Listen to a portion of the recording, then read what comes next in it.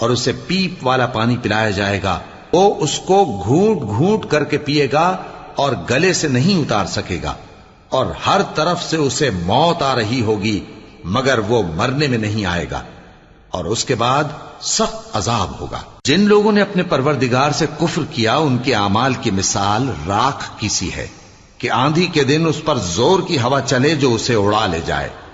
اسی طرح جو کام وہ کرتے رہے ان پر ان کو کچھ قابو نہ ہوگا۔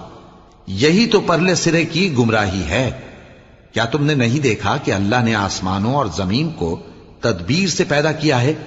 اگر وہ چاہے تو تم کو نابود کر دے اور تمہاری جگہ نئی مخلوق پیدا کر دے، اور یہ اللہ کو کچھ بھی مشکل نہیں۔ اور قیامت کے دن سب لوگ اللہ کے سامنے کھڑے ہوں گے تو غریب پیروکار بڑے بن بیٹھنے والوں سے کہیں گے کہ ہم تو تمہارے پیرو تھے، کیا تم اللہ کا کچھ عذاب ہم پر سے دفع کر سکتے ہو؟